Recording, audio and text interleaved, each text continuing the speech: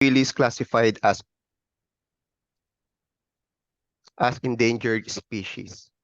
So, ayan. So, geographical features, ano nga ba muna yung yung Sardinella tawilis? Ano ba meron sa Sardinella tawilis? Bakit ito naging endangered species sa Philippines? Okay. So, yun po yung i-discuss namin ngayon at i-share po namin ngayon sa aming systems thinking po. Yeah. So si Sardinella tawilis is classified nga po as endangered species siya. Ano nga ba yung kanyang birth or saan nga ba siya natatagpuan?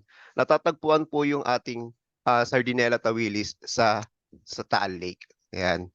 And of course, yung kanyang rate of birth or yung birth po niya ay yung spawning po niya ay simula ng March to March to May po yung kanyang yung spawning time po niya. Ayan. And of course, yung sa geographical features po ng ating Sardinella tawilis ay meron po, of course, yan sa Taal Lake po natin siya nakikita. And may significant role po ito sa ating Sardinella tawilis. And yung significant role niyan, of course, sa Taal Lake, may adaptation and survival tayo na tinatawag. Una na dyan is yung food availability. Dahil alam naman po natin doon sa Taal Lake, since ang located po yung ating located po yung ating resources doon sa ating Sardinella tawilis, marami po kasing food na pwedeng kainin ang ating Sardinella tawilis doon. Yung mga crustacean food katulad po ng phytoplankton. Ayan po, yung food availability, yung resources po natin para makakain or yung source ng pagkain ng ating Sardinella tawilis ay available po doon sa Taal. And of course, yung sa cool and deep waters po, yung physiological body po or yung physiological na meron ang Sardinella tawilis ay adapted po ng ating Sardinella tawilis po sa Taal Lake. So in terms of cool and deep waters, hindi na po kasi nare-reach ng mga predators na yung pinakailalim ng dagat. So that's why na-adapt po ni Sardinella tawilis or ng ating tawilis yung kahit nasa malalim po sila ng lake, hindi po sila maabot or ng mga ng ating predators. And of course, yung sa vertical migration, pag sinabi po kasi natin sa vertical migration, yung Sardinella tawilis, pupunta po sila sa ilalim ng dagat pag sa morning para to avoid the predator na makain po sila. And pag sa umaga naman po, ang ating Sardinella tawilis naman po ay pupunta sa pinaka-surface ng ating Taal Lake in order for them to get their food availability like crustacean na tinatawag po natin. Isa na po dyan is yung ating phytoplankton po na matatagpuan po sa Taal Lake. And isolation and endemism, ayan, pag sinabi po kasi nating endemism sa local communities or doon lang po sa local lang po or doon lang po natin makikita yung Sardinella tawilis sa area na yon doon po sa Taal Lake. And of course, isolated po sila doon lang sa area na yon. Ayan po. Yung sa predator and prey dynamics, ayan, because of their physiological body ng ating Sardinella tawilis, na-avoid po nila yung pagkakaroon ng predator and prey dynamics because of the vertical migration, which is sa ilalim po ng dagat muna sila, ay sa ilalim po sila ng lake, magi-stay at in the morning and then in the evening, doon po sila pupunta sa pinaka-surface ng lake para po makakuha po ng food resources po nila. And of course, we have threats and conservation. Yan, doon po tayo, dahil po ito sa mga human activities and sa mga natural calamities na meron po tayo or na nangyayari po doon sa Taal Lake. Yan, magkakaroon po tayo ng habitat degradation na tinatawag natin. And of course, yung mga overfishing na tinatawag din po natin, which is sa human activities po. Kaya nagkakaroon ng threats and conservation doon sa ating sa survival po or adaptation ng ating tawilis po. Ayan, Sardinella tawilis. That's the time naman po na papasok po yung chemical and abiotic factors natin. Siyempre, meron po tayong mga factors na bakit nagiging endangered yung ating Sardinella tawilis. Ano nga ba yung mga factors kung bakit nagiging endangered yung ating species na to? So, Sir Davey? Ayan, hello. Narinig po sir. Yes po. Ayan, so we include the chemical and abiotic factors in terms of the least number of Sardinella tawilis that turns to become endangered species. So, based kasi sa geographical location ng tawilis, no, nagkakaroon ng changes doon sa kanyang water temperature kasi siya ay located sa Taal Lake. Next, we considered also the natural calamities. We also considered the natural calamities. Sure. Ayan, the temperature, natural calamities, which is the volcanic eruptions, no? Through volcanic eruption, syempre, followed siya ng mga earthquake, then extreme weather, doon sa Taal Lake, no, nagkakaroon ng changes doon sa bodies of water. In line with the volcanic activities, no, and earthquakes, the habitats of the tawilis, which is the coral reefs, will destroy. Ayan, the habitats destruction. Next, sir. Ayan, kayo na ulit. Okay po. And then after that, of course, napaliwanag na po ni Sir Davey yung isa sa mga factors kung bakit po nagkakaroon po ng pagiging endangered species po yung ating Sardinella tawilis. Another thing po kung bakit po tayo nagkakaroon ng yung nagiging endangered po ang ating Sardinella tawilis is because wait lang po ayaw.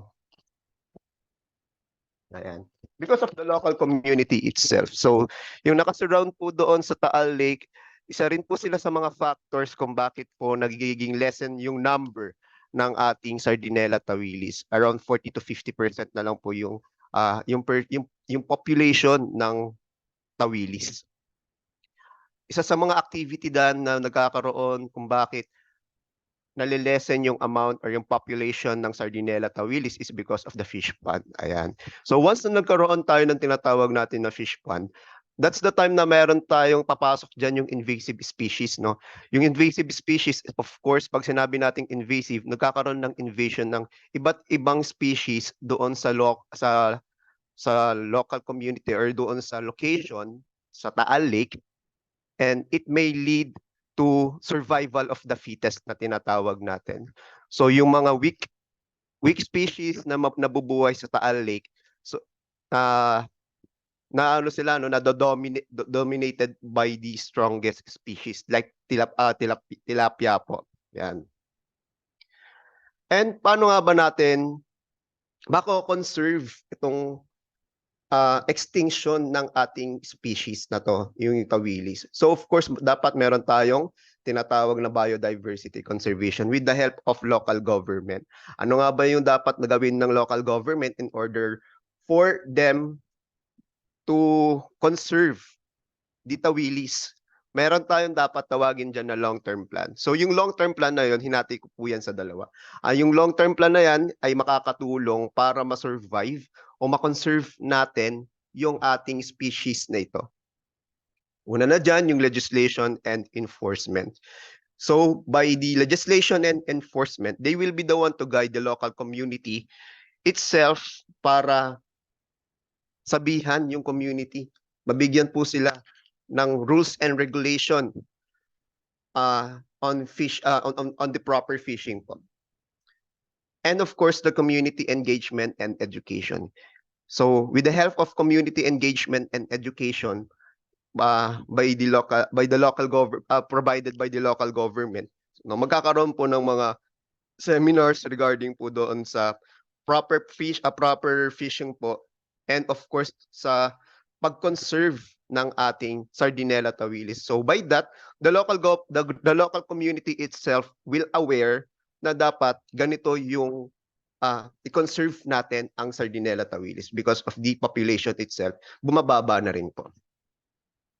So with this long-term plan provided by the local government, magkakaroon po tayo ng tinatawag natin na habitat restoration and protection. So, ano nga ba yung magiging positive effect nito sa ating local community? So, syempre magkakaroon tayo ng tinatawag ng food security. So, magiging secure na po yung food, and of course, yung Sardinella tawilis will also provide tourism. Okay? So, alam naman natin na ang Sardinella tawilis is matatagpuan lang po siya sa Philippines, specifically doon po sa Taal Lake lang po siya. So, it will give opportunities to the local community to have a good tour guide for the tourist, no? And of course, yung cultural identity and heritage po ng isang local community na yan will be also secure. So once na yung long-term plan na ito is successfully made, of course, yung cultural identity and heritage ng ating local community will also preserved and will also secure. So yung cultural identity na po yan, pag sinabi po kasi natin na tawilis, so dyan makikita kaagad or malalaman kaagad natin or alam kaagad natin na matatagpuan lang po yan sa Taal Lake. And of course, sino nga ba or paano nga ba natin with the help of legislation and enforcement, because they will be the one to guide and give guidelines doon sa ating sa Sardinella tawilis. And then yung sustainable resource management natin, ayan. So ito yung yung it provides the practice or proper fishing practice ng isang mga mangingisda. Because of the community engagement, alam na rin po kasi ng na-aware na rin po ang ating local community. Yan, nagkakaroon po tayo ng tinatawag natin na sustainable resource management. So once na nagkaroon tayo ng sustainable resource management, and of course yung local community itself will also aware of the on the proper fishing, no? That's the time na ma-overcome po natin yung tinatawag natin na overfishing. Yan. Ito po yung isa pa sa pinaka main reason kung bakit po nagiging endangered na ang Sardinella tawilis. Ayan po. So yun lang po, ma'am. Maraming salamat po.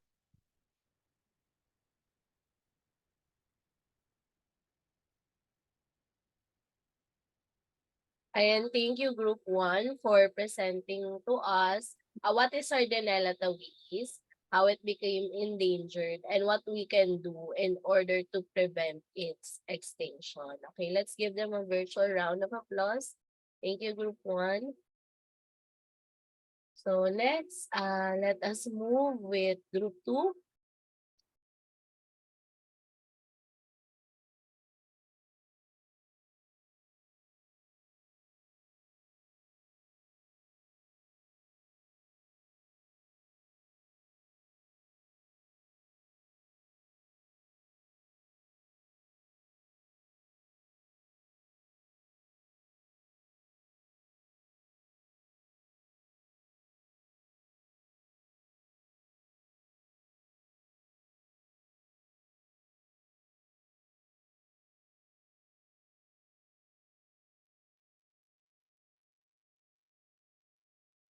Good morning po, ma'am.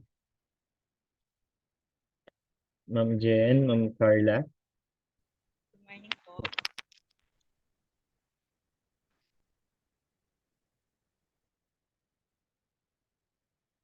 Start na po tayo, ma'am.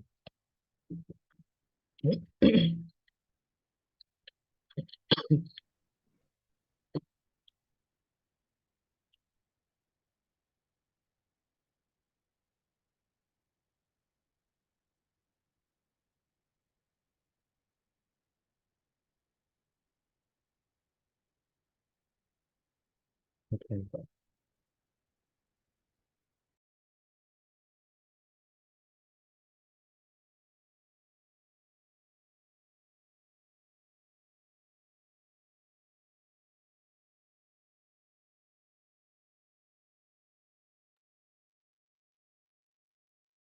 Ma'am Carla, play ko na po para masimulan na po Opo. natin.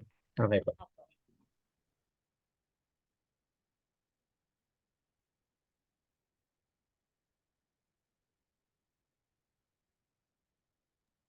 Ayan, so yung main concern po na nilagay po namin dyan is the Marikina River flooding.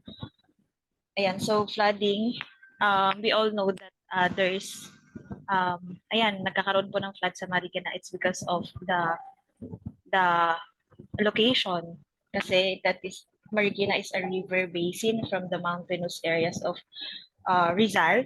And one effect of Marikina River flooding is the increase.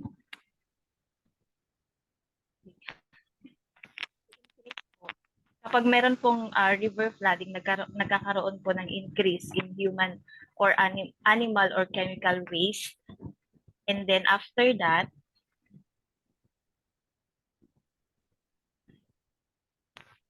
ayan, so kapag meron pong increase in human, animal, and chemical waste, that is the time na nagkakaroon po ng growth of algae.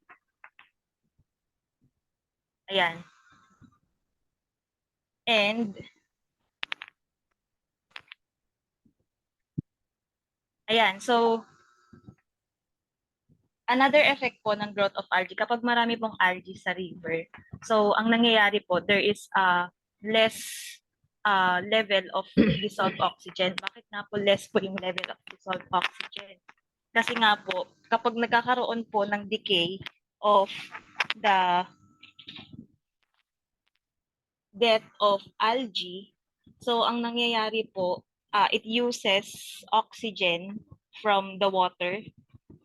Ayan, then it causes the level of dissolved oxygen to decrease.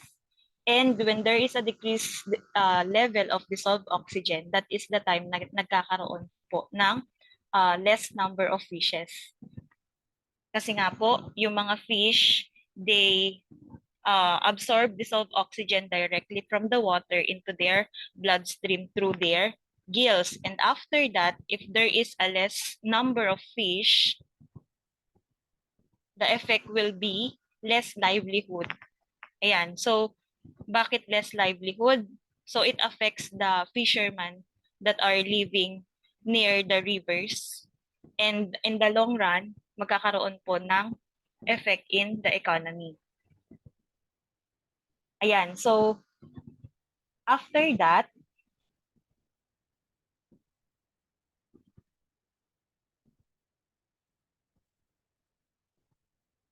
ayan, so ano nga ba yung mga population or yung mga organisms na makikita po natin sa Marikina River? First is the water spinach. So nilagay po namin dyan is merong positive or increased number of water spinach kapag merong mataas na number ng human or animal waste or chemical waste in the water. And after that, ano nga ba yung effect nito sa algae? Ayan, so itong water spinach po kasi, this one is invasive and also it uses different chemical waste. Kapag na-use po niya yung mga chemical waste, yung mga animal waste, that is the time that there is a decreased number of algae or decreased growth of algae in the river. And if meron pong decrease in number of algae in the river, ayan, there will be an increase in the level of dissolved oxygen. And after that, kapag merong mataas na level ng dissolved oxygen in water, then there will be an increased number of fish. And then after that, increased livelihood and the economy. Ayan, so next po na loop po namin ay, ayan. So yung janitor fish na po tayo. So first po, ayan, Marikina River flooding. So this one, causes human animal waste to increase. And if there is water spinach, it decreases the number of algae. And when there is a decrease in number of algae, there will be a decreased number of janitor fish. Kasi po yung mga janitor fish, ang kinokonsume po nila yung mga algae.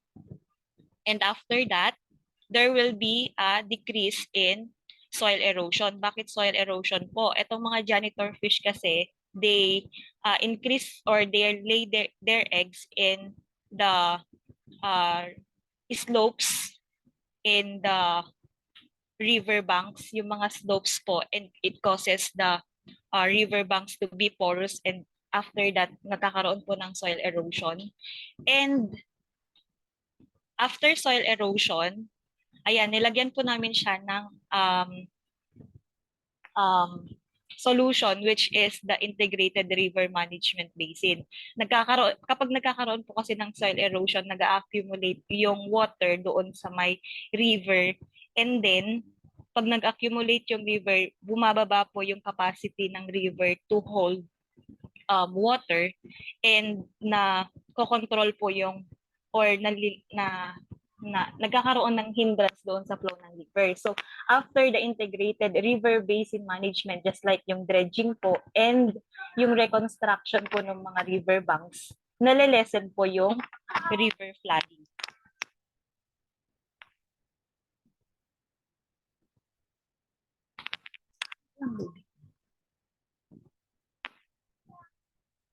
Ayan.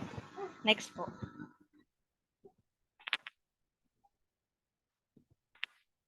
Ayan, pinakita rin po namin yung effect ng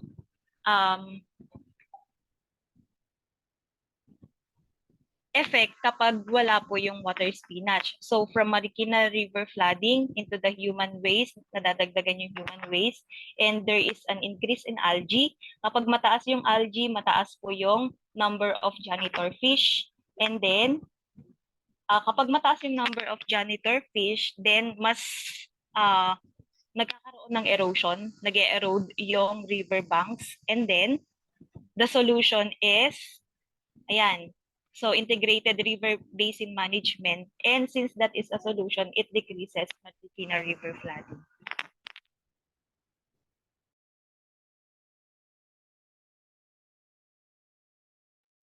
May idadagdag po ba?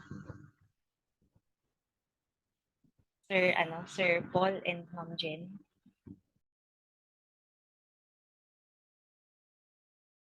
Miss Carla, Sa can you bali please ma'am, post again your work in systems model? Thank you. Yes, Miss permission to Denise. speak po. Yan ma'am, bali ang pinakita po kasi namin dyan is yung mga negative and positive effect nung bawat components po ng system namin. So yan po, makikita kapag ano po yung result, pag positive yung prior na components, then there will be a negative or positive effect din po doon sa mga susunod po na components ng system po namin. Yun po. So, kaya parang may, nakakalito, pero yun po, inisa-isa namin yung mga, inisa-isa ni Ma'am Carla yung mga nagiging result po ng bawat, components po, yung effect niya. Yun po. Thank you po.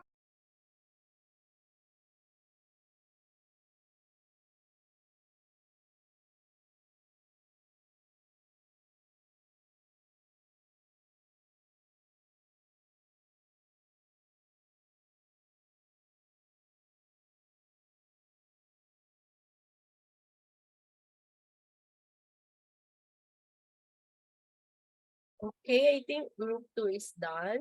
Thank you, group 2. And so let us give them a virtual round of applause for presentation on how we can have a sustainable development when it comes to Marikina River and its environment. Okay, now let's move with group 3. Good morning po. So, bago po ako mag-start, naririnig po ba ako? Yes, ma'am. Good morning po, Ma'am Ara. Good morning, everyone. So, allow me to share my screen po muna.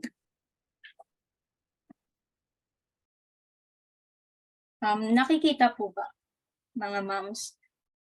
Yes, ma'am. Ayan, thank you po.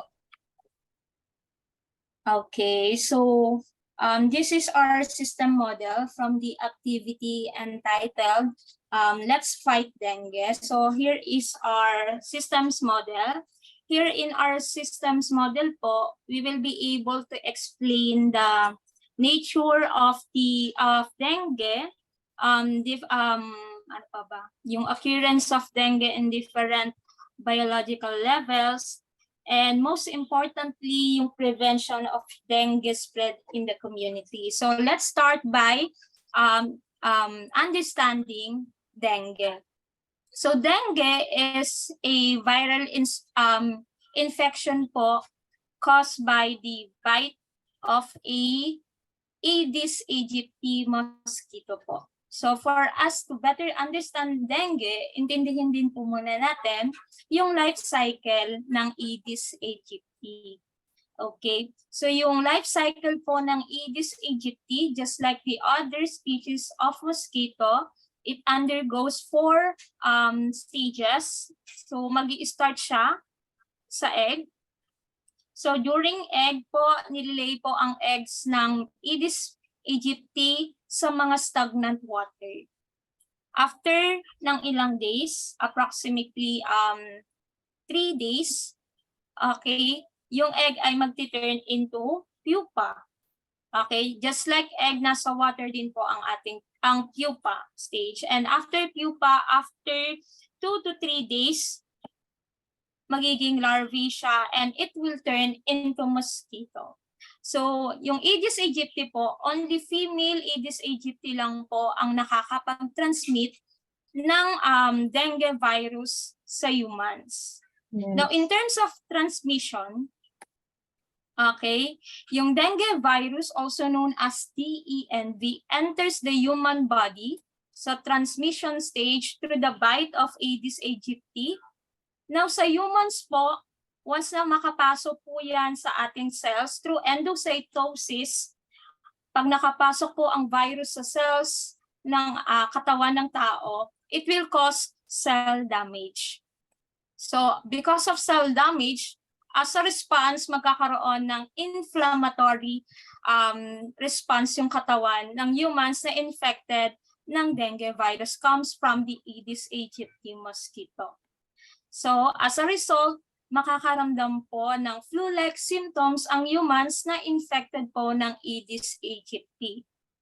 Now, yung dengue po is endemic in the Philippines. It means marami po tayong cases ng dengue here in the Philippines. Now, the question is, bakit po common or bakit endemic ang dengue sa Philippines? Malalaman po natin pag pinag-usapan natin yung reproduction ng Aedes aegypti. So yung reproduction ng Aedes aegypti and yung occurrence ng dengue may kinalaman po sa geographical location rin po ng Philippines. Kasi sa reproduction, ang breeding season po ng Aedes aegypti is during rainy season sa mga tropical countries like the Philippines na may good climate, weather, na good for the breeding season of the Aedes aegypti mosquito.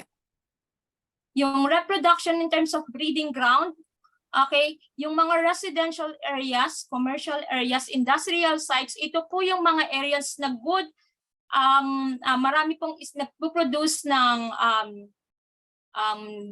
garbage, stagnant water na good for the breeding ground of Aedes aegypti mosquito. So together with the rainy season and mga stagnant water, stagnant water, ito po yung breeding ground.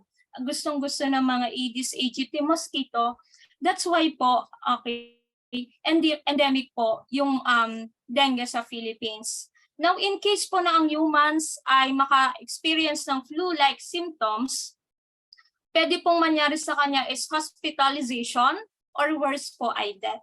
And now for us to prevent that to happen, may mga actions dapat na gawin ang government, community, and citizens of each community para po ma-prevent. Kasi ang maganda naman po sa dengue is pag na-prevent natin to, mababawasan yung mortality, rate or yung rate na namamatay at mababawasan yung case ng dengue dito sa Philippines. So ito yung mga possible na pwedeng way natin to prevent dengue. So kasama sa early detection and prevention ay eliminate mosquito habitat, dispose of waste properly.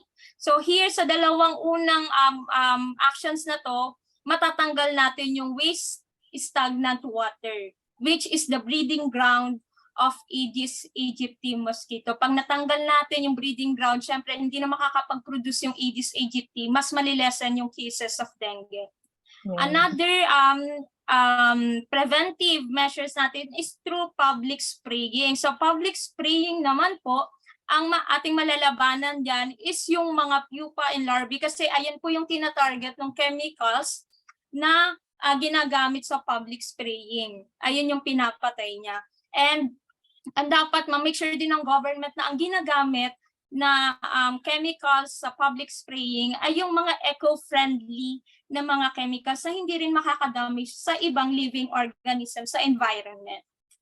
Another preventive measure is to conduct awareness. So ito yung importante for prevention is dapat aware ang community kung paano malesen yung cases ng dengue. Kasi nagsisimula, sabi ko nga kanina, yung breeding ground nag-start sa residential area sa mga bahay, sa mga dumi nila. So we need to conduct campaign awareness.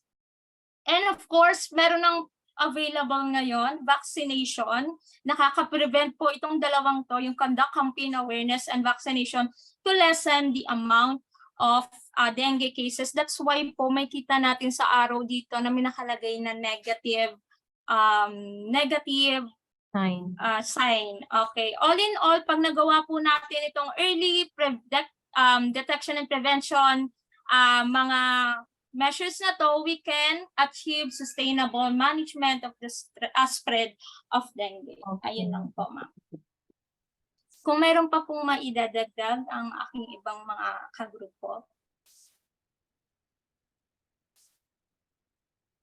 Wala na po. Apo. Ayun po, ma'am. Tapos na po yung presentation. Thank you po.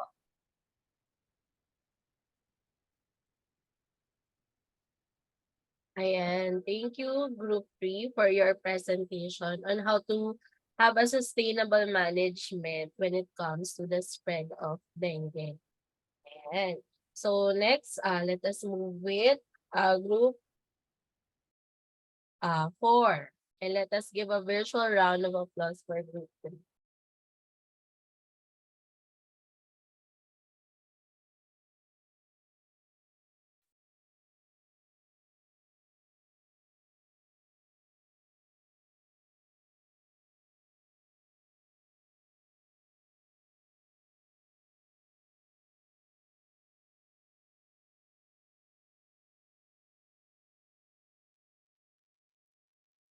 Good morning po.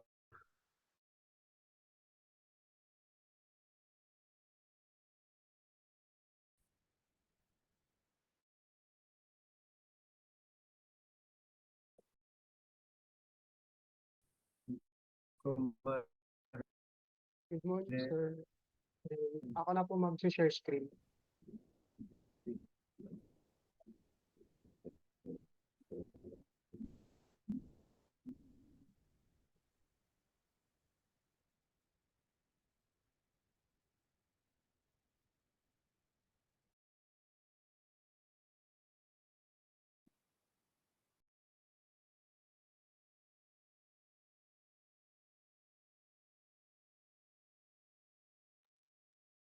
Kita po ba, ma'am, sir? Yes, sir. Visible na po. sir.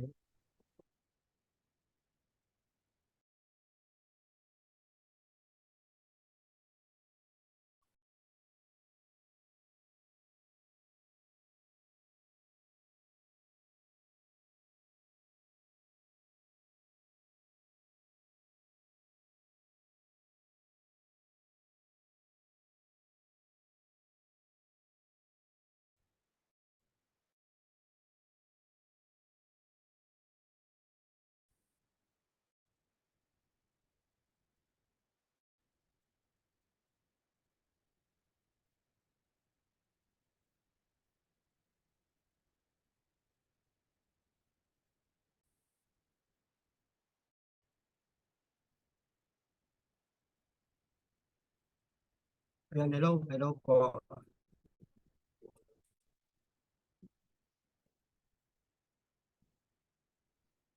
Hello po, naririnig po. Yes po, sir. Hello, yun. Pasensya na po kasi umuulan po and nawawala po yung connection ko. Sir Yabi, naririnig po? Yes po, sir. Okay, once again, good morning, ma'am, and good morning, sir.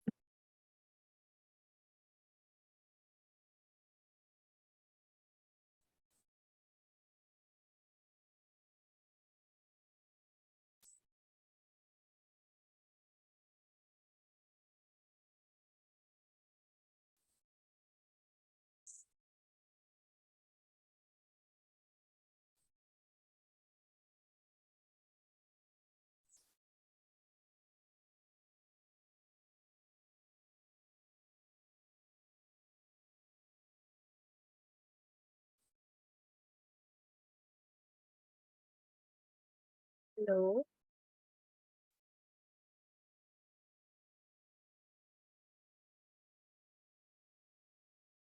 Connected pa po ba?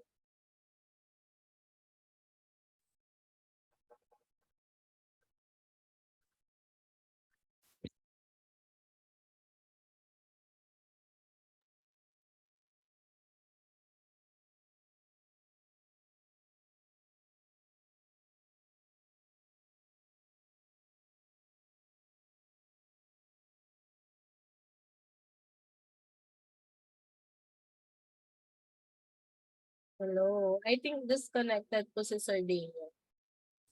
Ma'am, nag-chat po siya sa GC natin na wala daw po yung connection niya. Yeah. So meron bang plan B for presentation ng Group 4? Hello po, good morning. Yes po. Good morning, ma'am. Actually po si Sir Dan po talaga yung magre-report. Medyo masama rin po kasi pakiramdam ko. Anyway po, para po sa group namin, Hello, okay, so ma'am. Sir Dan, sige po. Okay, kayo na po ba, ma'am? Pasensya na po yung connection ko. Malakas po kasi ang ulan and nawawala po yung connection. So, ako na po ba, ma'am? Okay po. So, yun. Our topic for group 4, assigned topic for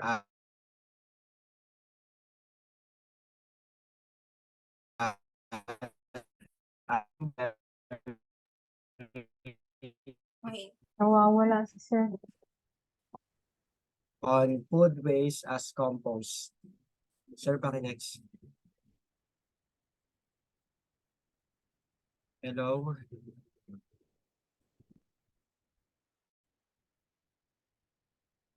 Oh.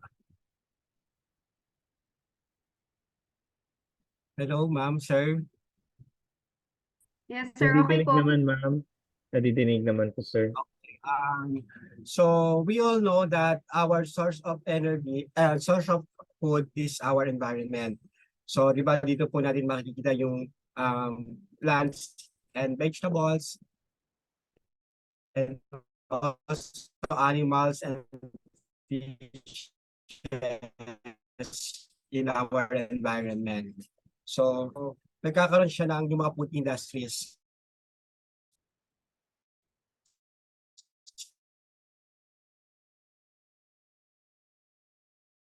Ng mga 10. So marami pong means yung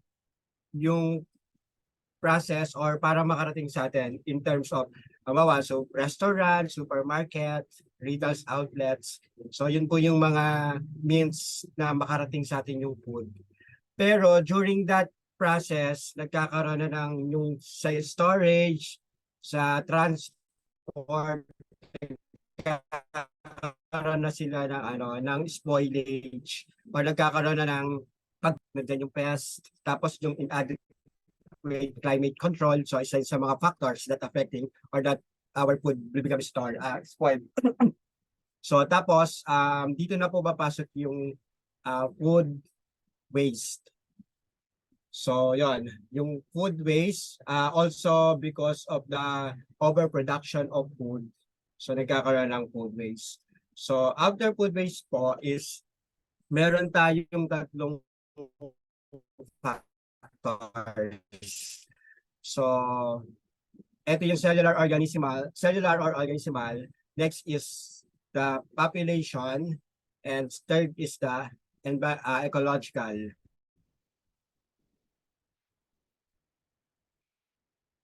So later yung process ng cellular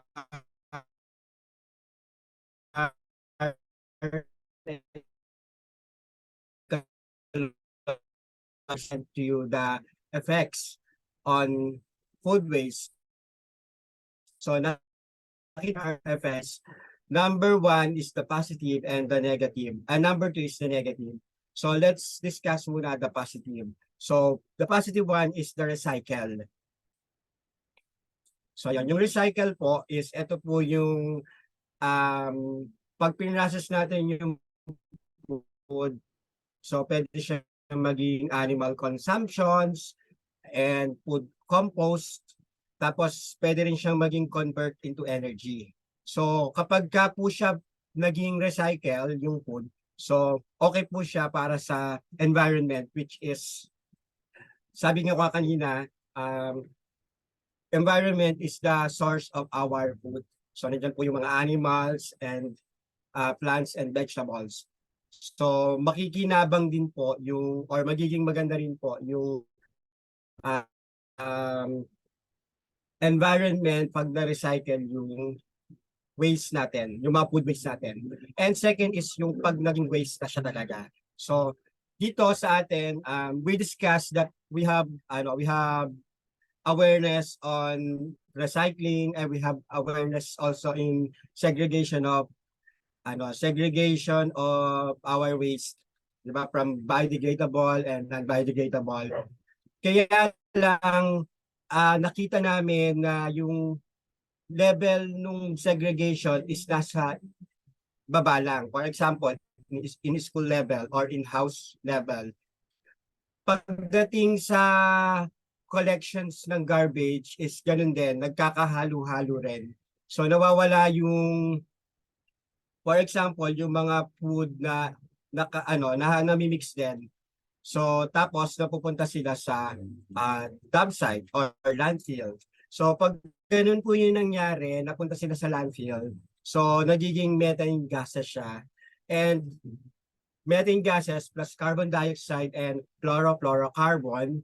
So ito yung nagko-cause ng global warming. So pag nag-cause ng global warming, so babalik tayo kay environment, which is the negative effect. So negative effect siya kapag global warming, syempre mababawasan yung mga source ng food natin. So yon.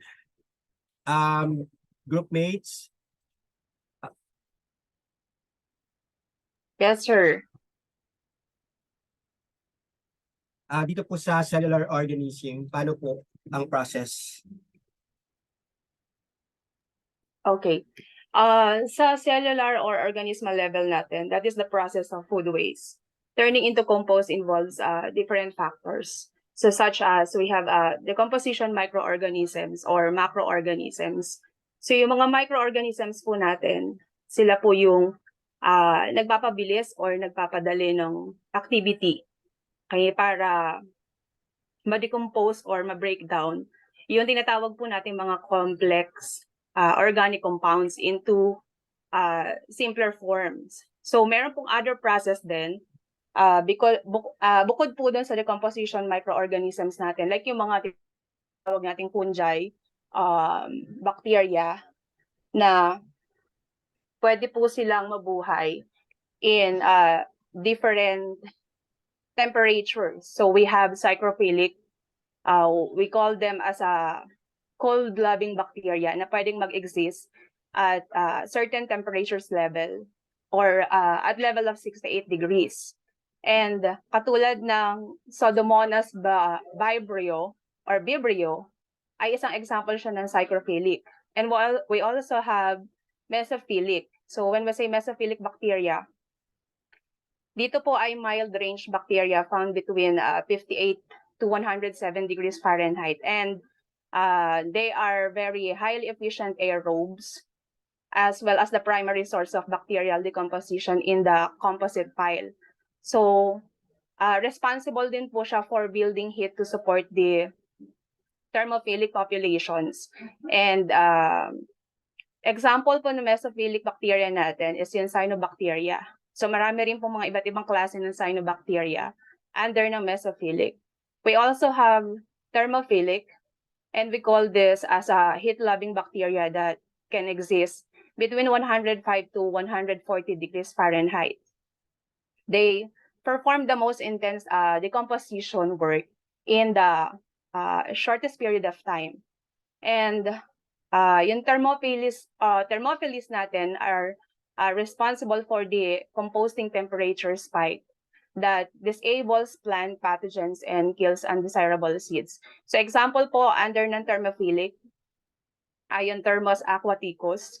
Okay, so isang example siya ng thermophilic natin na kaya mismong mag-exist under high temperature. We also have hyperthermophilic. So hyperthermophilic or extremophilis that thrive in especially hot environments. Parang katulad lang din siya ng thermophilic that could live up to 140 to 220 degrees Fahrenheit. And they can rapidly consume air and water resources. So, isang example po nito ay yung Pyrococcus absci. Then yung sa last stage po or process for the under ng bacteria na tumutulong para ma-process po yung mga food waste natin ay yung maturation. So during the maturation phase, the temperature of the compost pile drops to the ambient temperature. So dito na po nagkakaroon tinatawag natin na condensation of carbonaceous compounds na mas napaprocess ng mas maayos or na-degrade na yung tinatawag po natin mga food waste natin. Then, another decomposers po, yun nga po nasabi ko kanina, bukod sa bacteria, we also have fungi. So we all know na ang fungi ay single or multiple cell floras that include molds and then yeast. And fungal communities can dominate the final and the cooler stages of the compost pile when materials have been processed into a more easily digestible form.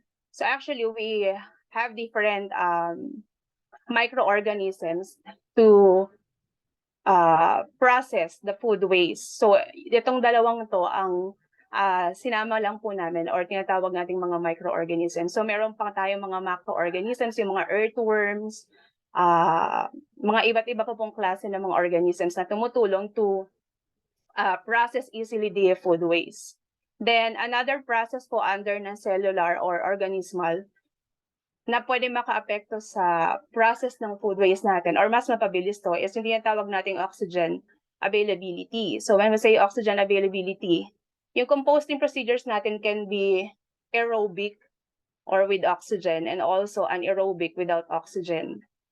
Under ng aerobic conditions, nagpo-promote siya mismo ng growth of the aerobic bacteria and then fungi na kung saan tumutulong para mas they efficiently decayed organic matter.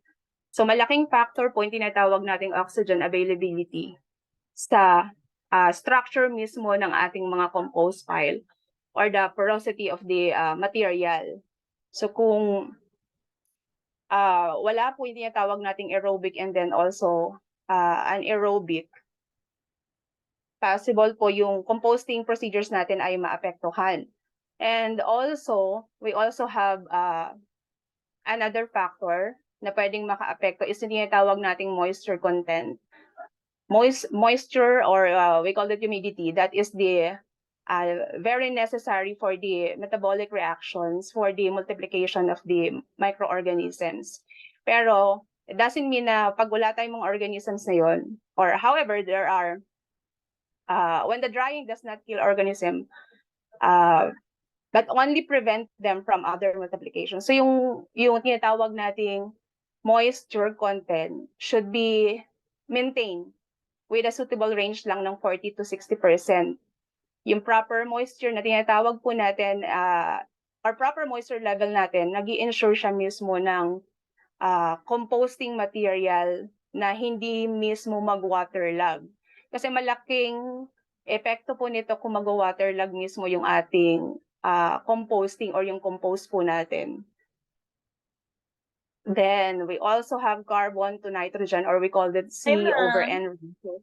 May next page ba tong nyo, model? Ano po? Meron pang next page or may... Wala na po. Okay. Actually, ma'am, ano po, hindi po kasi namin nasama yung mga subsystems ng iba't ibang levels po namin, like yung cellular, population, and then ecological po. Okay. Apo. So, kailangan pa po ba namin, ma'am, i-discuss yung mga under po na tayo, mga subsystems? Yes, I think so kasi dinidiscuss mo na siya, ma'am, pero hindi siya Apo. visible sa model. Yes po, hindi po na ilagay po under ng levels po namin.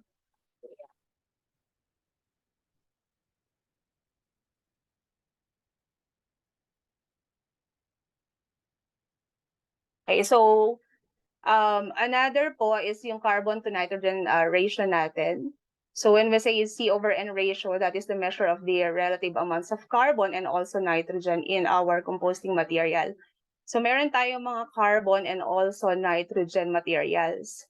So yung mga carbon materials natin or carbon that are rich in materials, they are the dried leaves or food, or rather wood chips that provide a source of energy. And also yung nitrogen-rich materials natin, they are the food waste green plant material po natin na necessary nutrients for the microbial growth natin. Okay, we also have the another factor yung temperature po natin. So napakalaki po ng epekto nito sa pag-generate ng heat under ng CN ratio natin or carbon nitrogen materials. Then yung factor po na under po, second to the last, is yung tinatawag po nating mga particle sizes or particle size and then mixing. So napaka-importante po nito kasi if hindi po natin ma-shred or mag-grind ng maayos yung organic waste natin into smaller particles, medyo mahirap po yung activity or mahirap para sa mga microbial natin or microbes natin to process ng maayos yung lahat po ng mga materials. Okay? So regular turning or mixing of the compost pile could be ensures better aeration. So magkakaroon mismo ng better aeration, and also it could help distribute moisture evenly.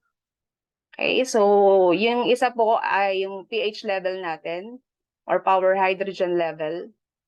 Yung composting pH depends on the source of materials and varies in each phase of the process. And a pH is a determinant factor for the microorganism survival and the various group of organisms, or rather microorganisms that have their optimal pH range for the growth and also multiplication. So meron tayong iba't ibang klase ng pH, depende po sa microorganisms natin. So kapag ang bacterial natin, so most bacterial activity that occurs at pH 6.0 to 7.5. Yun po yung karaniwan po na kanilang activity para sa bacteria. And for the fungal activity naman po, that is the pH 5.5 to 8.0. Pero ang ideal range po natin for the pH level ay yung 5.8 to 7.2. So to wrap up lang po, pag sinabi po natin compose, you see that stands for the carbon or nitrogen, yung OY for the oxygen, para mas matandaan po natin, and then yung OM for the moisture, P for particle sizes, O for the odor, then S for the site, and then T for the temperature.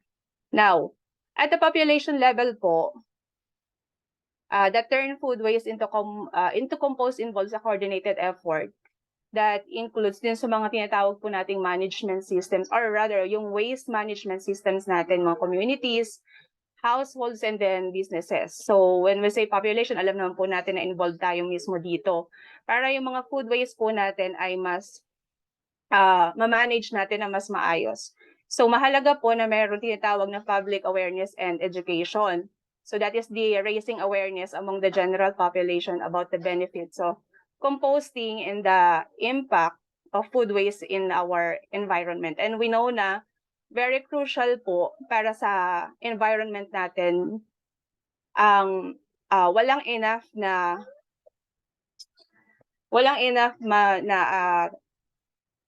informations or awareness.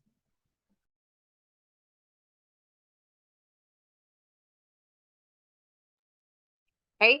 So aside dito sa public awareness and education, we also have waste management infrastructure.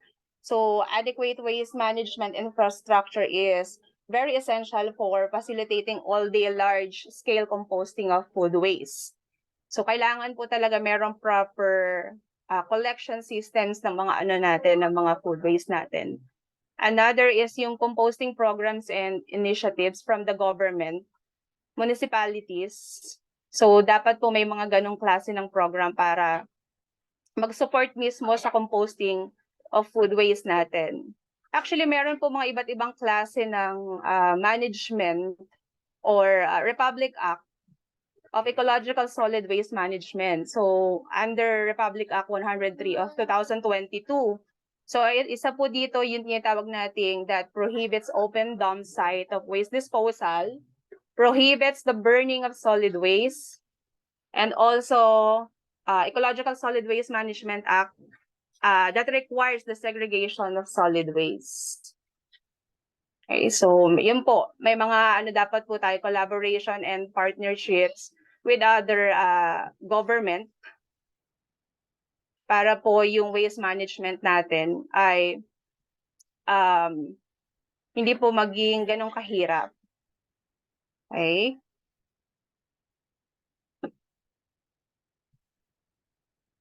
So, dun din po sa ecological level natin, that is turning food waste into compost involves the coordinated effort of the communities. Same lang din po siya.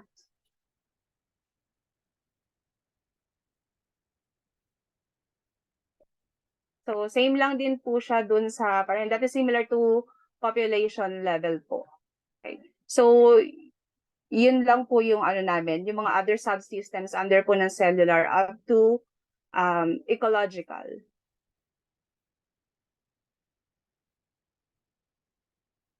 Ma'am Ara, we're done na po. Okay, thank you Group 4 for your presentation. So mag-start na lang tayo sa Group 4 when giving feedback. So kindly share again your presentation.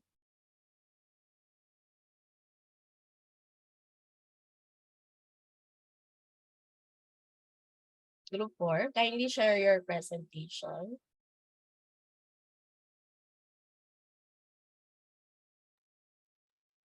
May group 5 pa po. Okay, sige, Group 5.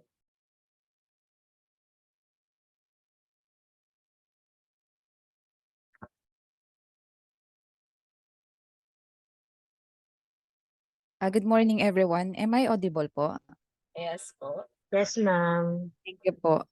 Good morning, everyone. Today we will explain how does the cigarette smoking causes many illness among humans. Smoking is the act of inhaling and exhaling the fumes of burning plant material. A variety of plant materials are smoked, including the marijuana and hashish, but the act is the most commonly associated with the tobacco as smoke in a cigarette, cigar, or pipe. Smoking has a multitude of detrimental physiological, psychological, and social effects that can have a significant negative impact on the person's life. And it has a negative impact on our health. And to explain further about the effects of cigarette smoking, here is our presentation to be presented by the rest of the members of our group to be led by Ma'am Tala. Thank you so much. Good morning po. Can you hear me po? Yes po, ma'am. Okay, thank you po. So, inhaling substances from cigarette is bad to human health. The factors that causes different illnesses are those toxic chemicals that smokers and non-smoker could get from cigarette. So, ito po yung some of the chemical substances that we identified. First is the nicotine. Ano lang. Then we also identified carbon monoxide as one of the factors causing the illnesses po due to cigarette smoking. And we also have oxidant gases. And lastly, the other toxic chemicals. So let us first proceed to nicotine as one of the factors that causes illnesses due to cigarette smoking. So all of these substances or toxic chemical substances affect different organs such as lungs, heart, stomach, skin, and bones. For nicotine po, it is a toxic colorless or yellowish oil liquid that is chief active constituent of cigarette. So ang nicotine po, it acts as a stimulant in small doses that speed up the messages traveling between body and brain, which ayan po, nagkakaroon po ng sympathetic stimulation. Once it absorb po yung nicotine po sa bloodstream natin or sa bloodstream ng tao, it stimulates the release of epinephrine and norepinephrine. So these two are hormones that increases po the blood pressure and may spike and increase heart rate, which may also lead to different illnesses such as cardiac attack po. And the second presenter, may I ask po, Miss Maris. Thank you po. Okay po, so good morning po. So I will proceed po sa carbon monoxide. So the other or one of the chemical or toxic chemicals came from the cigarette is the carbon monoxide. So carbon monoxide po is a toxic gas that is produced during the incomplete combustion of carbon-containing fuels such as those found in tobacco or which is the cigarette po. So when cigarettes are smoked, carbon monoxide is released into the smoke. So as we inhale the carbon monoxide, it will enter to the bloodstream and to the different organs such as nga po yung lungs, heart, stomach, skin, and bones. So carbon monoxide decrease the oxygen transport because carbon monoxide has a strong affinity po for hemoglobin. So hemoglobin po is the protein in our red blood cells that is responsible for carrying oxygen throughout the body. So this means po less oxygen is available for vital organs and tissues and can lead to the increase po of the deoxygenated blood which are not good po in our body. So since it has low levels po of oxygen, that can increase po the lead or that increase the chance of having a medical condition po which is called hypoxemia, which is characterized by abnormally low level of oxygen in the bloodstream. Next po is the oxidant gases and other toxic chemicals to be presented by Ms. Jean Branner. In cigarette smoking, oxidant gases are produced during combustion of tobacco. These oxidant gases, along with toxic chemicals are inhaled when someone smokes a cigarette. And they can have a serious health consequences such as lung disease, cardiovascular issue, and can increase risk of cancer. So as we all know, one of the components of cigarettes po is yung tar. Yung tar po, a substance po siya na na-form po when tobacco is burned. And tar is it contains numerous carcinogens po. Pag sinabi po natin carcinogens, ito po yung mga cancer-causing substances. And then, next po, kapag ka nagkaroon po when there is imbalance between production of free radicals, which is yung tar po natin, yung tar, when there is imbalance between the production of free radicals and the body's ability to neutralize them with antioxidants, oxidative stress will occur. And this oxidative stress is known to play a role in the development of asthma. And aside from asthma, oxidative stress can cause also damage to DNA that may lead to the formation of lung cancer. And the next presenter is Ma'am Cherry po. Po everyone, especially to our Professor Ma'am Ara. Naririnig po ba ako? Lapit mo ma'am ng konti yung mic mo ma'am. Nakarinig ka po ma'am. Naririnig po ba ako? Hindi ba? Ayan po, okay na po. Okay na po ba? So dahil sa mga diseases na banggit kanina caused by cigarette smoking, maraming mga sistemang naapektuhan. We have here cardiovascular, respiratory, digestive, integumentary, immune system, and reproductive system. So, ito yung mga pwedeng mangyari kapag patuloy pa rin naninigarilyo yung isang tao. So, we have here, first is mortality.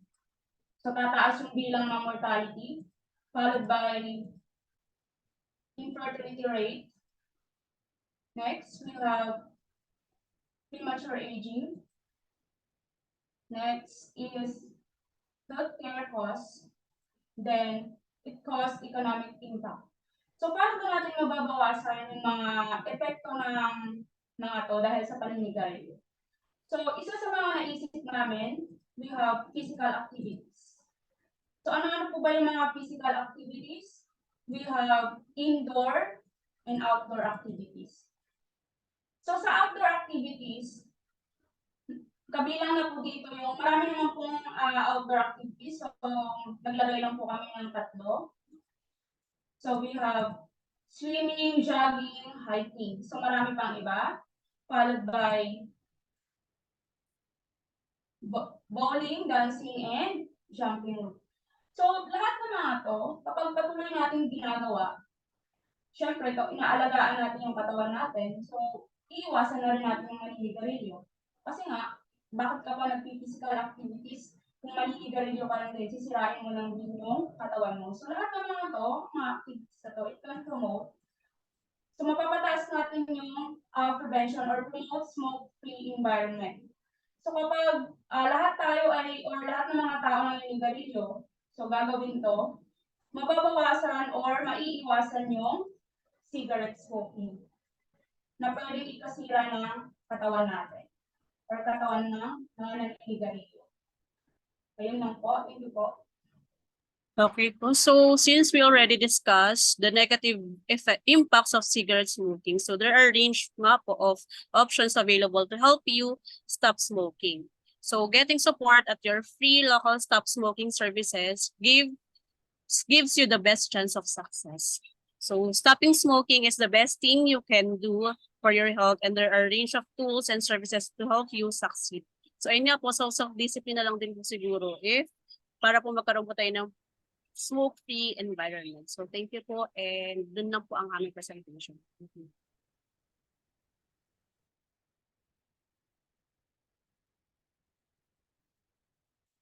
Okay, thank you, Group 5. And let us give them a virtual round of applause as well as for Group 4.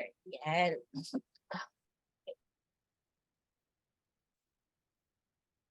Okay, so let me start my comments and suggestion with Group 5. Group 5, kindly share your presentation.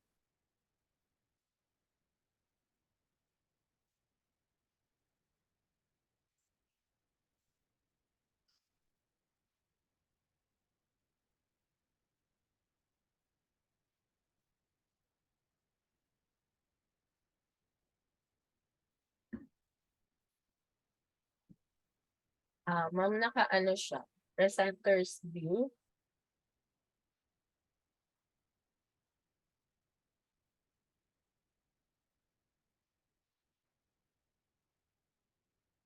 Yeah. So when it comes to this one, there are some crucial points that was mentioned during presentation but was not included in the model, which works which is the same comment for the other models. Okay, meron kayong mga nabanggit na mga components sa system nyo na hindi siya visible or hindi siya reflected dito sa model nyo. And siguro dito sa effects of cigarette smoking, so dito present nyo is ano yung mga types of nakikita ba yung mouse ko?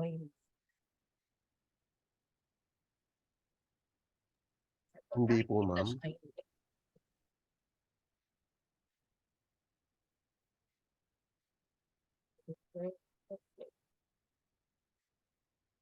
Anyway, ayan. So dito, nabanggit nyo yung nicotine, carbon dioxide, oxidant gases, and other toxic chemicals. So siguro, dito kasi specific yung nicotine at saka yung carbon monoxide. Pero yung mga oxidant gases, siguro I suggest that you also give what are these oxidant gases. And then, what are these other toxic chemicals that you are referring to? So, ilagay nyo rin dito. And then, if there is an increase in nicotine, increase in carbon dioxide, ano kaya yung effect niya dito sa lungs, heart, stomach, skin, and bones? Ano kaya yung effect niya? So, kung wala kayo as a discussant, paano kaya siya maiintindihan ng tumitingin lang sa inyong model? Ano kayang ibig sabihin pag tumaas yung carbon monoxide dito sa mga organ systems nito? For sure, iba-iba yung epekto ng mga gases na to sa iba't ibang organs din ng katawan natin. For example, etong free radicals, tar, and gases. So, meron kayong pag nag-increase yung carbon monoxide or oxidant gases, mag-i-increase yung free radicals. Okay? And then pag tumaas yung free radicals, tataas yung oxidative gases, ay oxidative stress, na pwedeng kung nag-increase yung chance ng asthma. I think you need to check how free radicals affect yung pagkakaroon ng asthma. And then, dito, you directed this to different organ system. Medyo malabo kung ano yung effect ng asthma, for example, pagdating sa reproductive, sa immune, integumentary, digestive. Siguro, kung pag-iisipan na malalim nung nakatingin yung dun sa model nyo, respiratory, immediately, ma-identify niya yung effect ng asthma. Cardiovascular, siguro. Ayan. Now, dito yung free radicals mag-i-increase, mag-create siya ng DNA damage. Ano kayang klaseng DNA damage yun that could form into a lung cancer? Okay? And then, etong pag tumaas yung carbon monoxide, may something siya dito sa mga organs na to na negative. Ano kaya itong negative na to? Pagdating sa oxygen transport, it would, parang dun sa explanation, kapag bumaba yung oxygen transport, bababa yung deoxygenated blood. And then, bababa yung pagkaroon ng hypoxemia and magkakaroon siya ng effect nito. Yun. Tapos dito may mga nabanggit na mga hormones, yung epinephrine and so on. I think maganda na i-include nyo rin dito yun. So, and then you have here, ito yung mga effects na. So, mortality and fertility, premature aging, healthcare costs, and then economic impact. So, kapag bumaba ang infertility rate, tataas ang physical activity, ganun ba? Ang ibig sabihin nito or the other way around. Okay? Ayun lang. Siguro I would suggest that aside from including yung mga terms na hindi nabanggit kanina, is to have a linking terms or linking words doon sa mga meron kayo sa mga arrow mo para mas madali siyang ma-identify dito.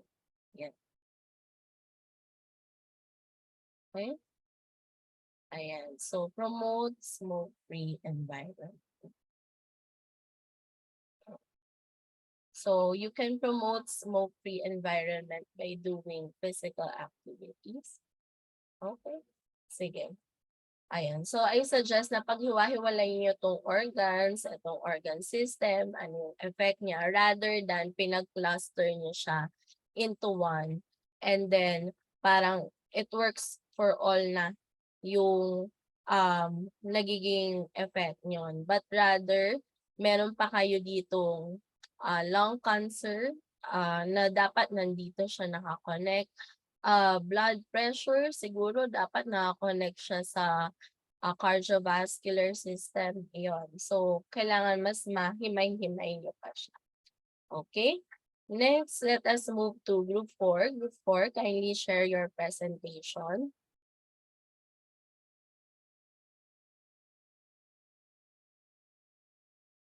So, sa Group 4 is about food waste. Yan. So, dito naman, meron kayong positive and then negative sign.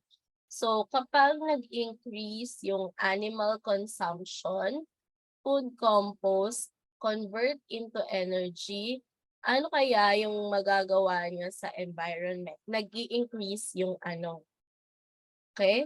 Kapag merong mataas na methane, mataas na global warming, ano yung negative correlation niya sa environment? So medyo vague yung connection na nagawa dito. And pareho kaya yung effect na gusto nyong makuha dito sa animal consumption, food compost, at saka convert into energy? Baka dapat magkakaiba siya na component. Hindi siya dapat magkakasama. Yan. For example, recycle. I-recycle yung energy. Ano kayang klaseng energy yung i-recycle dito? I-recycle yung food compost o yung food compost na yung product ng pagre-recycle ng food waste. Ayan. Animal consumption, ano yung i-recycle sa animal consumption? And then waste. Waste. Paano, kanina nabanggit na nagkakaroon ng large production ng methane dahil sa pinaghalo-halong basura. Pero paano na-produce yung methane? Okay? Ano kayang mga waste yon? And paano yung process na napag-produce ng methane? Dapat ba magkasama si methane at global warming o dapat magkahiwalay siya na component para maipakita nyo yung impact kapag tumaas yung methane sa global warming?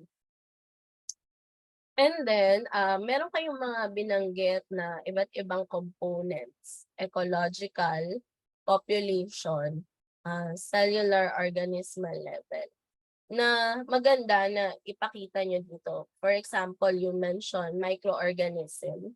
So yung microorganism, ano yon and ano yung ginagawa niya into composting of food.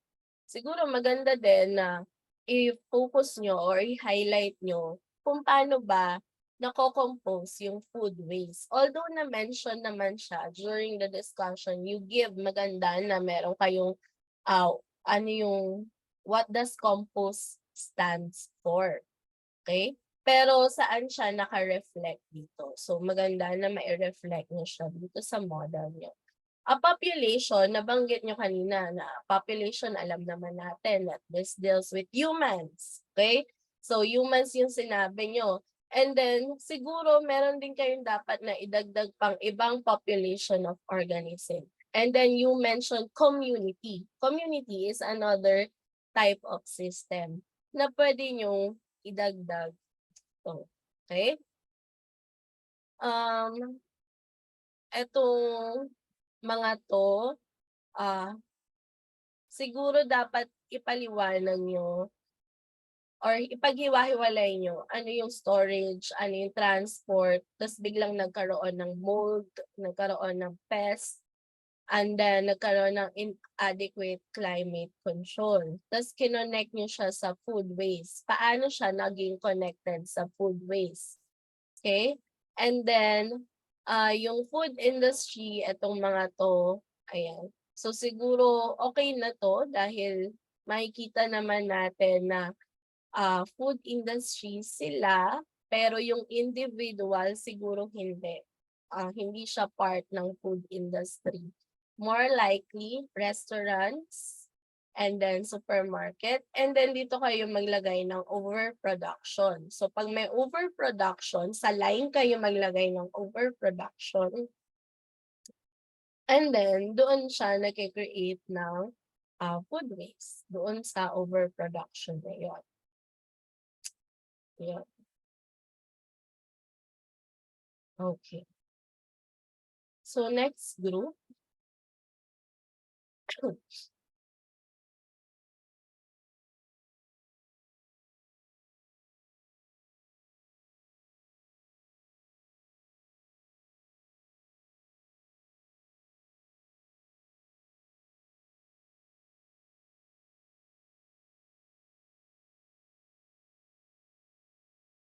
And so dito sa group na to, makikita natin yung kanilang components. So nakahiwa-hiwalay siya, which is mas madali siyang i-digest, mas madali siyang makita. And then meron siyang iba't ibang color coding. And nasunod nila yung positive and then yung negative correlation. Okay? Siguro, for suggestion of improvement, pwede kayo maglagay dito ng legend. Kunwari, anong ibig sabihin kaya pag yellow yung color code nyo? Pag gray, ayan, pag white, kung may ibig sabihin man siya. And then, maglagay rin kayo ng legend kapag sinabi nating positive sign, positive yung kanilang correlation, hindi ibig sabihin nun ay a positive negative effect. Kasi minsan yung iba, nalilito na yung positive negative nilalagay nila yon as effect and not correlation. Minsan naririnig ko din during your explanation sa ibang group, this works for the other group na yung pagkaka-explain nyo ng positive and negative sign is because of positive effect and negative effect, rather than positive correlation and negative correlation. Okay?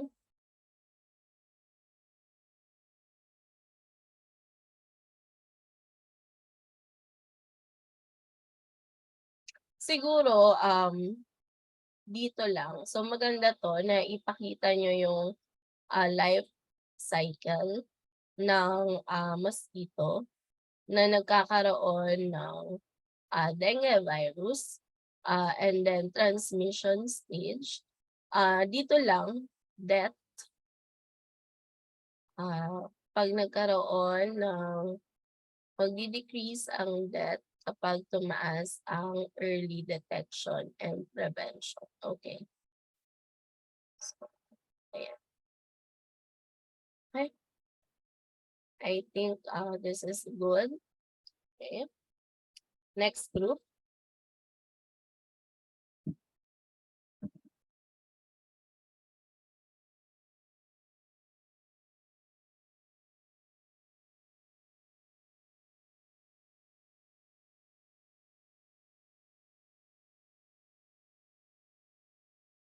Okay. Dito sa group 1, yung Sardinella taurinis, na ipakita nyo yung geographical features. So kaya lahat ng yellow may kinalaman sa geographical features, kung hindi ako nagkakamali. And then yung blue may kinalaman siya sa habitat destruction. Kaya lang, hindi ba yung volcanic eruption, pwede rin siyang related sa geographic features? Even yung, sige. Kasi may volcano sa Taal Lake. So yun lang yung pinag-iisipan ko. And then pwede nyo rin i-relate yung tourism when it comes to, or hindi tourism, kung hindi yung overfishing. So dahil nagkakaroon ng overfishing, illegal practices in fishing, pwede din siyang mag-lead ng habitat destruction. So habitat destruction could happen because of natural causes or because of anthropogenic causes. Yan. And then ano kaya itong mga chemicals and abiotic factors na nagli-lead into habitat destruction? So siguro paghiwalayin nyo si abiotic factors kasi you have water temperature here, and then yung chemicals. Ano kaya yung mga chemicals na yun na pwedeng maka-endanger sa Sardinella taurinis? Okay.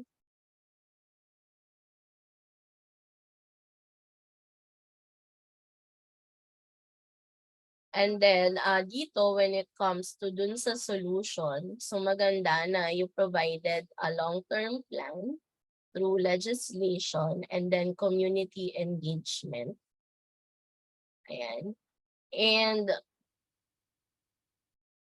when it comes to food security and tourism, siguro mas i-emphasize nyo pa, ano kaya yung mga pwedeng gawin for conservation when it comes to tourism? And I think meron ng mga batas sila na pinapatupad na during spawning season, hindi pinapayagan yung mga fisherman na manghuli ng tawilis. Yun. So, siguro, i-check nyo na lang kung talaga bang sinusunod yon. And siguro yung invasive species, ano kaya yung mga invasive species na present doon sa lake na nakakaapekto sa Sardinella taurinis? Pwede nyo siyang ipasok dito sa predator-prey dynamics. Okay? So maganda rin na maipaliwanag nyo kung ano yung ibig sabihin ng vertical migration at saka bakit nagkaroon ng isolation and endemism.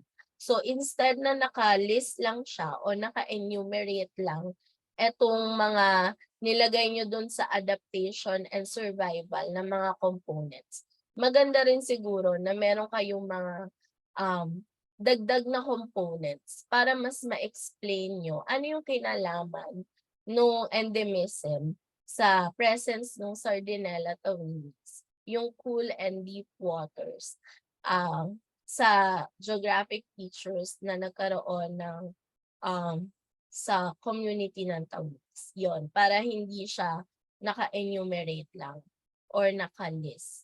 And sana na-emphasize nyo rin bakit naging significant si Taal Lake para sa mga Sardinella tawilis. Ayun, dito sa inyong model.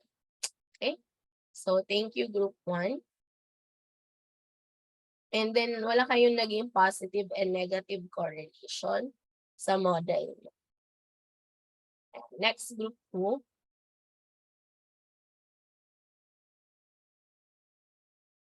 Ayan. So, I think this is about yung sa Marikina sustainable community. So, you started with Marikina flooding. Pag tumaas yung Marikina flooding, bababa yung human, animal, chemical waste. Ano kaya ang ibig sabihin nito? Na kapag tumaas yung flooding, bababa yung human, animal, chemical waste. Tapos tataas yung, pag bumaba yung waste, bababa yung algae. Tapos, medyo nakakalito tong positive correlation tsaka negative correlation. Siguro kung ang ibig sabihin nyo na bababa yung dissolved oxygen kasi bababa rin yung fish population, na bababa yung livelihood, so siguro positively correlated sila kasi pareho ng direction. Hindi ko gets kung bakit nyo kinonect ang algae at janitor fish, or hindi ko lang siya narinig kanina. And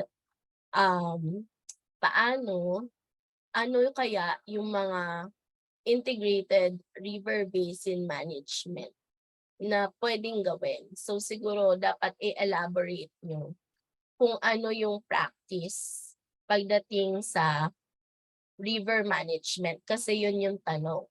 Paano natin mamamanage yung river? Okay? Para maging sustainable siya. So, kailangan makapagbigay kayo ng specific example ng river management system na makakatulong para sa flooding. Hindi lang siya yung generally nakalagay dito. And then, pag tumaas yung chemical waste, tataas din yung water spillage. And then, tataas din yung algae. So, siguro more on i-review nyo ano yung big question sa inyo para mas masagot nyo ng mas maayos through your systems model kung ano yung tinutukoy.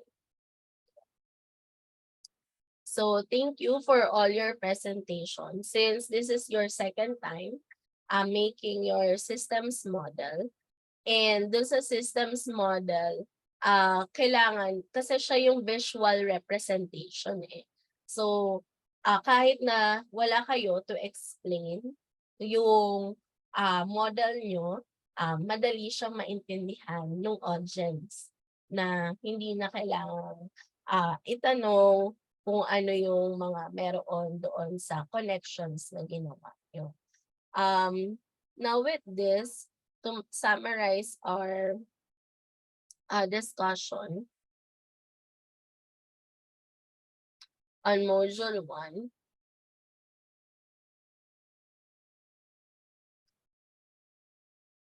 yeah. So, to summarize yung ating Module 1, Module 1 includes that the Philippine science education aims to produce individuals who are scientifically, technologically, and environmentally literate that can understand real-life phenomena by applying science concepts and principles in decision-making and problem-solving. So dun sa mga nakita kong systems model, you were able to apply science concepts in your model. Na-explain nyo how can these different science concepts work on the process doon sa scenario na binibigay sa inyo. Okay, some of you were able to give a specific problem solving and decision making on how to solve yung scenario na binigay sa inyo. And then biology for the 21st century is interdisciplinary. integrated, and systems-oriented in nature that provide science-based solution to problems and issues related to food, health, energy, and environment. And then living systems are dynamic and complex, but should be understand as a whole. And systems thinking is a learning approach that can be used to investigate complex real-life phenomena in a holistic perspective. Wait lang, I'll charge lang.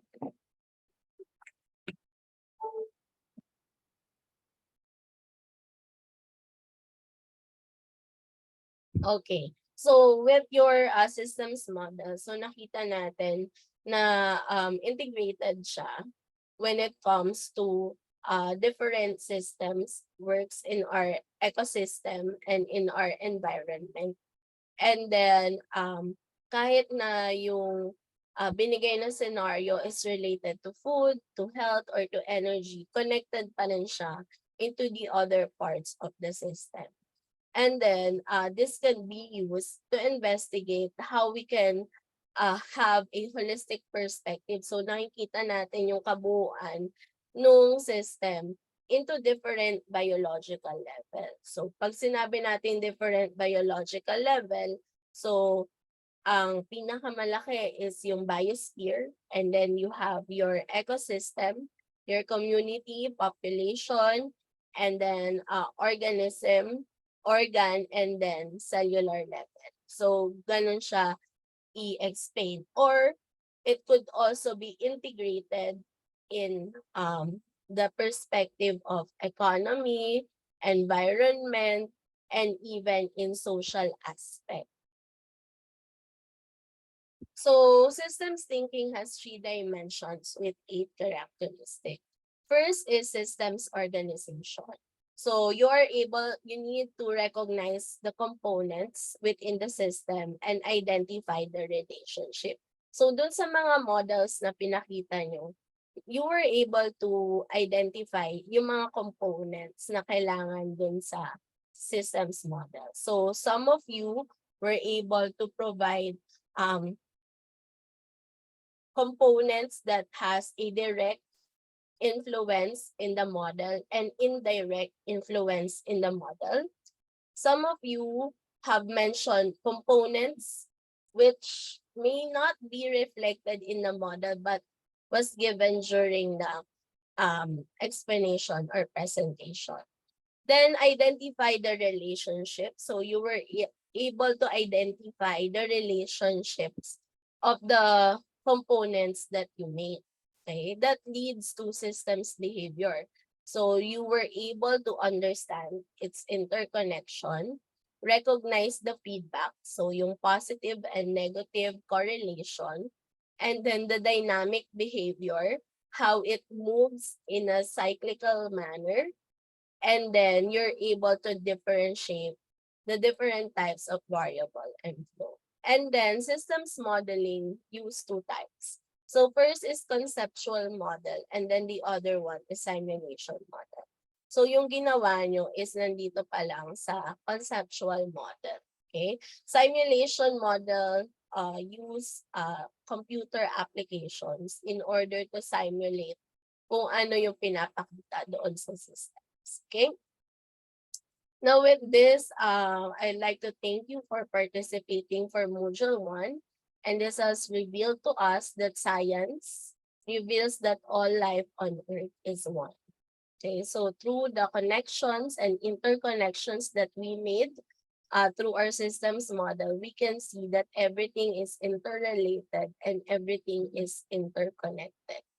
And to end our Module 1, I would like you to answer the feedback, the reflection and the peer evaluation for activity 1. So dito sa Google Classroom nyo, makikita nyo dito yung activity 1 peer evaluation. Wait lang.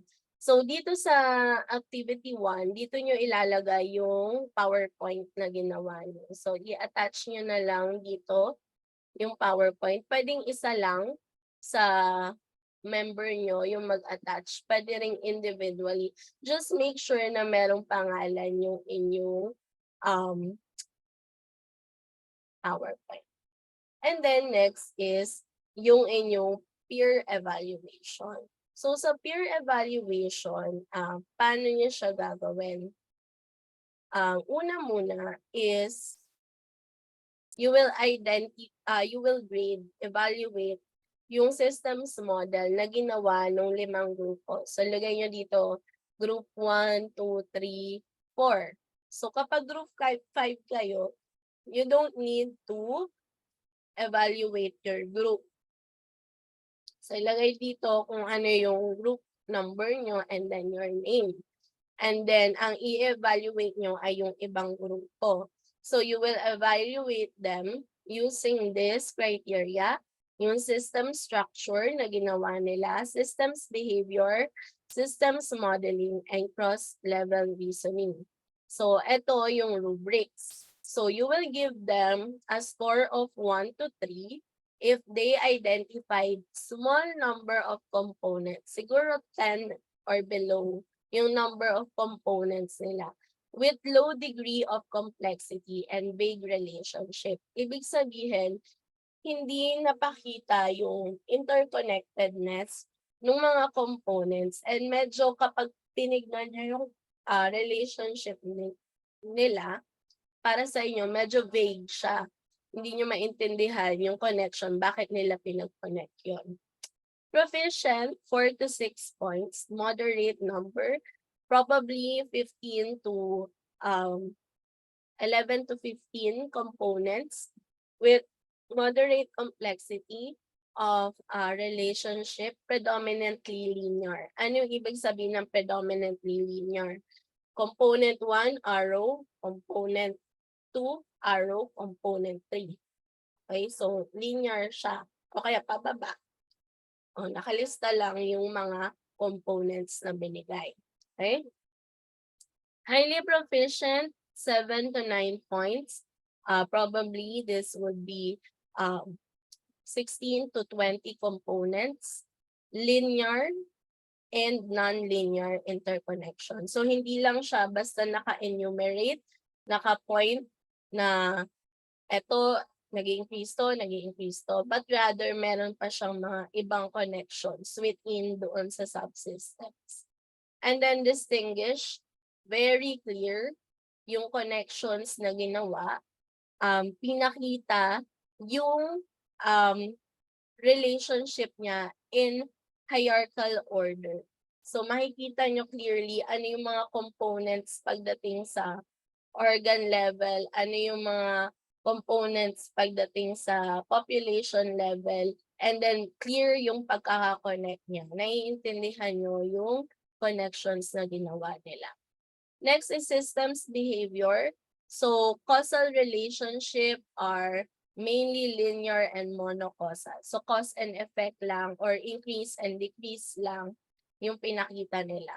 Then predominantly linear causal relationship with only the direct effects. So yung direct effects lang yung nakikita. Tapos meron kayong nakikitang ibang loops or ibang connection na medyo vague o hindi siya madaling maintindihan bakit yun yung pinag-connect nila. Dito naman sa highly proficient, yung multiple causal relationship, clear yung kanilang feedback loop o yung cycle process na pinapakita. And then, pag sinabi naman distinguish, multiple causal loop and clear yung interaction within hierarchical level. Then systems modeling, beginner kapag reactive model, hindi niya nasagot yung big question na binigay sa kanya or vague yung pagkakasagot no big question.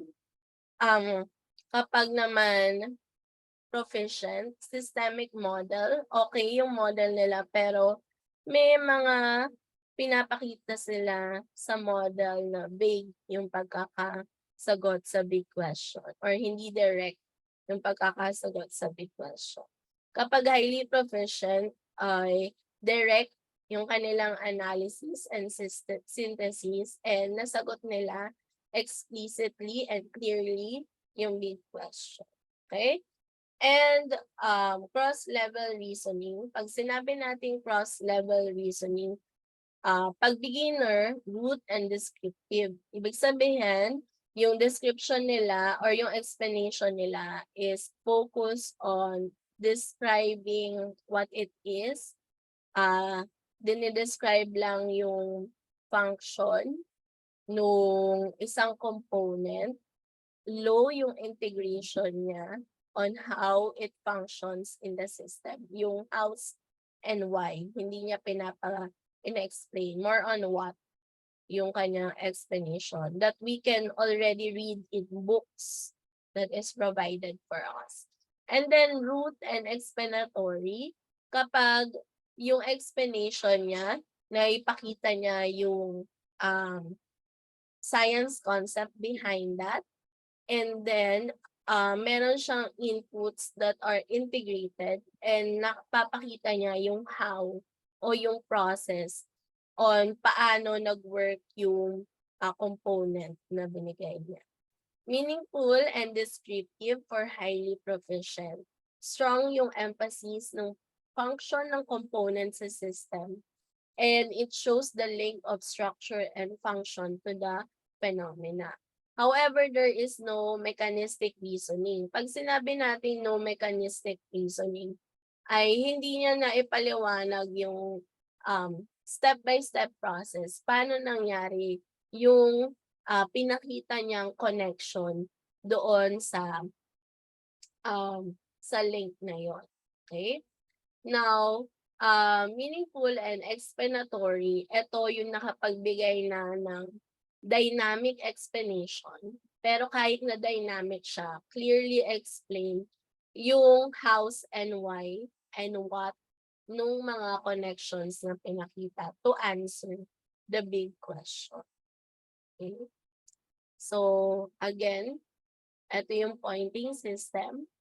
1 to 3 pag beginning, 4 to 6 pag proficient, 7 to 9 pag highly proficient, and 10 pag distinguished. I-evaluate nyo yung gawa ng ibang grupo, and this is individual evaluation. Okay? Based on how you understand on the way they present. Next evaluation is evaluation of group members. So ilagay nyo dito yung pangalan ng group members nyo. Ano yung naging role nila sa inyong presentation. And then i-evaluate nyo yung kanilang participation sa group nyo. So 5, if you strongly agree in the statement given. 1, if you strongly disagree. And 0, if there is no participation. Okay, so contributes meaningfully to group discussion, completes the assigned task for the group on time, and then prepare work in a quality manner, demonstrate cooperative and supportive attitude, and contribute significantly to the success of the activity. So dito nyo ilalagay yung score. Again, this is individual scoring. So I will give you time to finish your peer evaluation as well as your reflection. Okay? So, wait lang, babaguhin ko itong course enroll. Okay. So, ito lang how will you reflect dito sa ating module 1. And then, after on R, we will proceed with module 2. So, 11 at 12. So, babalik tayo ng 12 for the discussion of module 2. So, do you have any question or clarification? Ma'am Sherry Lynn? Yes, ma'am. May tanong po ako, ma'am. Yung comment ko po ba dun sa model, i-add pa po namin bago namin i-submit? No. As it is. Kung ano yung Yes, ginawa nyo, yun yung sasubmit nyo. Because sa module 2, i-revise natin yung ginawa niyong systems model based dun sa discussion natin. Thank you, ma'am. Okay? Meron pa po bang question or clarification? Okay. So you may have your break and you may also start answering your evaluation and reflection 1. So babalik po tayo ng 12 o'clock for our second session for module 2. Thank you and see you later. Thank you, ma'am. Sige po. Thank you, ma'am. Thank you po. Thank you po.